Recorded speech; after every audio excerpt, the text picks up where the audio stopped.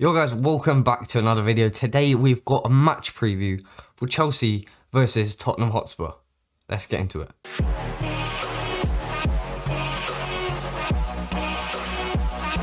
Chelsea versus Tottenham Hotspur is one of Thomas Tuchel's first ever games. It's his third game in charge and it's going to be one of the most important key games, as Frank Lampard never actually this season won a game against the official top 8 of when he got sacked. So we never beat anybody that was ahead of us in the Premier League table, which is not good.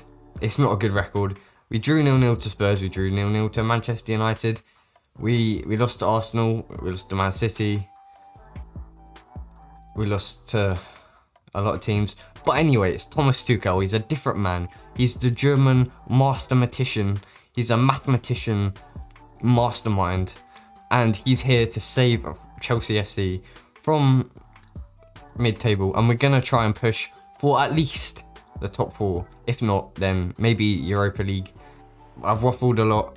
Let's get into the injuries and suspensions for Chelsea FC. Okay, so for this game, Thomas Tuchel should, and I'm saying should, hopefully no one breaks their collarbone during training or their tailbone or whatever. But Chelsea should have a full squad. Ngolo Kante did not feature against Burnley, but he was in training for Wednesday, so he's almost been in training for almost a week now. So he should be up to full fitness. Hopefully, I'm sure even with injury, he's been able to do as well as he can at keeping fit. But Ngolo Kante should be back in the midfield. His first game under Thomas Tuchel. Hopefully, he can play a big role. And against Spurs, they've got a dangerous front line. But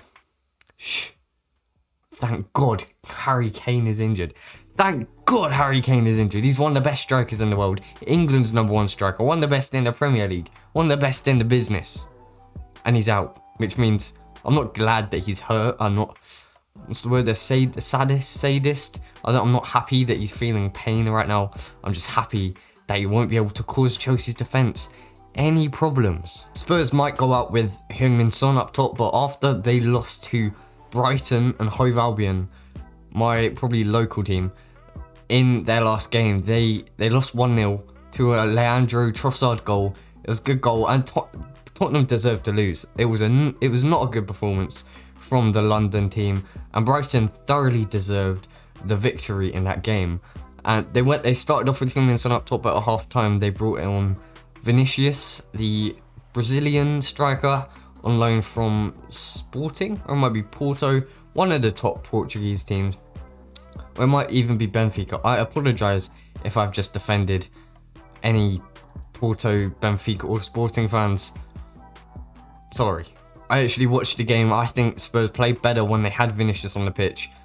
In the first half, it was a dreadful performance from the boys in white. It was just like someone had died on the pitch and they were all miserable and they couldn't be bothered to run or do anything. But Brighton were loving it. They were able to exploit the spaces. But we're not here to talk about Spurs. They should be without him. They probably won't play Dele Alli because Jose Mourinho doesn't like him. And they also, I don't think, will be with Sergio Reguilon, one of Chelsea's targets, who's been very influential in Spurs' success this season. His crosses to Harry Kane have been good, but obviously not good enough because they're both injured, and Chelsea finally have a chance to make London blue once again. So on Wednesday, we'll probably be watching this on Thursday, probably lunchtime. West Ham play Aston Villa, and as long as Aston Villa win and we beat Spurs, it means that Chelsea have the most points in London, which is a fantastic turnaround considering we were, like 9th literally a few days ago. West Ham were the highest, as I'm currently recording this, before the Villa-West Ham game. And hopefully Villa can win. Surely they can win. They did lose to Burnley, but we beat Burnley 2-0, which only means that, I don't know what that means. It doesn't really mean anything. But anyway, hopefully we can be up there again. And as long as we beat Spurs, as long as we do our bit, we're making us proud, and we should be as high as we can, potentially in 5th place, which is just outstanding and difficult to think about. So now I think it's time we get into my match game lineups, who I think will start for Chelsea, who I think will be benched, and then my predictions of the score. So getting straight into it with the Chelsea lineup, I've gone for a 3-4-2-1. It's a little bit out the window. We saw it against Wolves. We obviously drew 0-0. Disappointing result, but it was good football. Thomas Tuchel hasn't received a shot on target from the opposition in his first 2 games, which is a very good stat, I guess, to have. And it works. It works. Ziyech and Havertz were in sort of... They weren't on the wings. Definitely weren't wingers.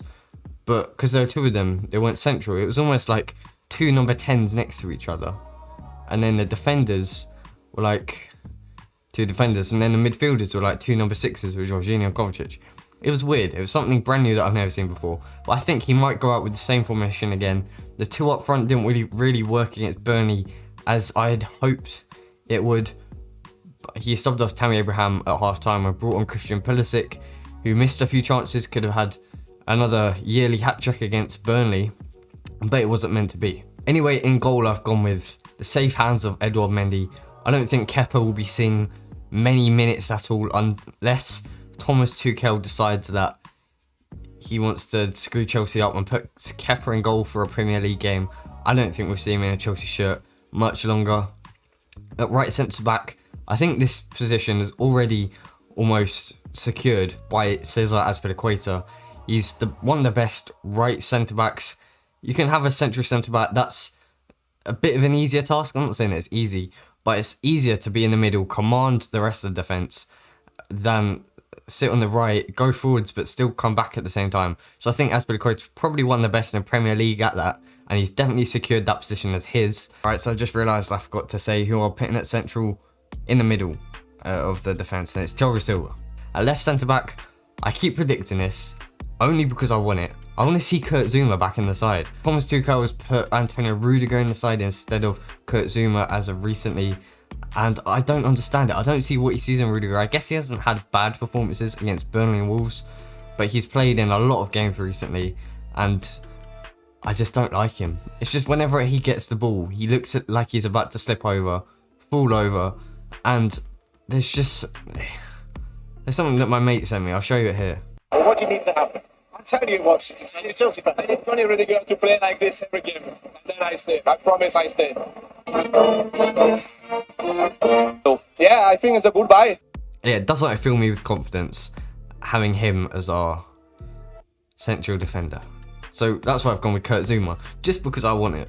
I just want Kurt Zouma instead of Rudiger. Kurt Zouma's been one of the best centre-backs this season, and now he's been really starved of minutes. I think it's very unfair, as he's done all he could have done to prove that he should be starting every week. So in the midfield too, recently it's been Jorginho and Kovacic. I really like Kovacic as a player. We haven't seen the 2019 to 2020 Mateo Kovacic really this season. He's not been as good under Frank Lampard as he was last season. But ever since Tuchel come in, he's had a spring in his step. He's been so good. He's more confident, running forwards, driving forwards, and that's what we want to see Mateo do. You want to see him pick it up from deep, drive forwards, look for the passes out wide or through the centre, and he's really good at that. And on his day, he can be one of the better midfielders in the world.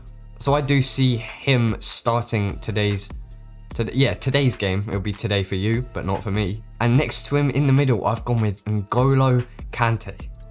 Ngolo, one of the best midfielders in the world. He sweeps up, I love saying that, he sweeps up behind the other midfielder, just picks the other team off the ball. He puts on the pressure. Just realised I've been recording for 15 minutes, so better hurry up. Anyway, he's so good in that midfield role, and I think next to Kovacic, that could be a wonderful partnership for the future. Thomas Tuchel said that he wants Ngolo to play a big role, and he actually tried to get him for PSG on numerous occasions, and now he's got him. I think he'll play a big role, and I don't think he'll be wanting to leave anytime soon. Okay, so right wing back, this could be very difficult if we do go with the 3 at the back formation in the foreseeable future. Is it Callum Hudson-Odoi or is it Reece James's position? Well, I think they're going to have to battle out each other. They're both young, right-hand-sided English players. But I've gone with Callum Hudson-Odoi just because he's been so good recently. He gave Eric Peters nightmares. I bet that night when Eric Peters went to bed, he woke up just shivering with frightenedness. He had the nightmare that Callum Hudson-Odoi took him on 20 times in that game, and then he woke up and realised that it was true. When Hudson-Odoi got subbed off for Reece James, the relief in his eyes, you could tell he was so relieved, so glad that he was finally off the pitch. And I think that's just what you need in a winger. And Callum Hudson-Odoi, he's great at take-ons, he's great at dribbling, he's got the ball stuck to his feet, and I'd love to see him in Chelsea's future plans. You know, deep down, yeah, my future plans. And at left wing back, it could be a potential upset with Marcos Alonso playing left wing over Ben Chilwell, their second game in a row. I don't think we'll see Marcos Alonso playing at left wing over Chilwell for too long, but just because Marcos Alonso seems so good against Tottenham Hotspur, I've had to go with him at left wing back. He scores goals against Tottenham. It's the only team he really performs well against, other than his brilliant goal against Burnley. I don't love Marcos Alonso as a player. He doesn't really have the mindset that I think a professional footballer should have. And after his argument with Frank Lampard, after he didn't want to watch the game with the rest of the team, he got subbed off and gone and had a sulk. Mate, you're a 30-year-old grown man earning hundreds of thousands of pounds a week, and you're sulking because you got subbed off. Yeah, I don't want him at the club, but he was good against Burnley. He didn't have to do much, but the goal he scored, jeez, it was a banger. Chest, thigh, volley into the roof of the net. No chance for Nick Pope, one of the better keepers in the Premier League as well. So I've actually gone with Alonso. I don't think we'll see Alonso too often. I don't think Chilwell has something really to worry about. I don't think Alonso warrants to be starting every game over Chilwell, but Chilwell's got to step up his training if he wants to have a sniff in the first team. One of the reasons that Tuchel did involve Alonso, actually, he said, was because of the height. He's 6'2", and against Burnley, the one thing that they're good at is set pieces and headers. And if they get a free kick on the halfway line, they're going to put their centre-backs forwards. They're going to put everybody forwards, hope for a little lucky header. And Ben Mee actually got the winner, I think it was Ben Mee, against Aston Villa. And that's how they ended up beating Aston Villa, who've had a brilliant defence all season. But because of that good performance, I do see him maybe potentially starting against Spurs.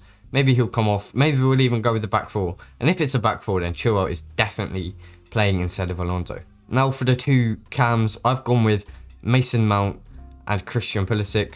I think Christian Pulisic can play on a number of positions in the attacking half. He can play as a striker like we saw against Burnley. He's probably best as a left winger. He can play as a right winger. He can also play in a central number 10. But I've gone with a kind of mix between the number 10 and the winger. What we saw against Wolves. I think him and Mason Mount will fill in those gaps, sitting just behind Timo Werner.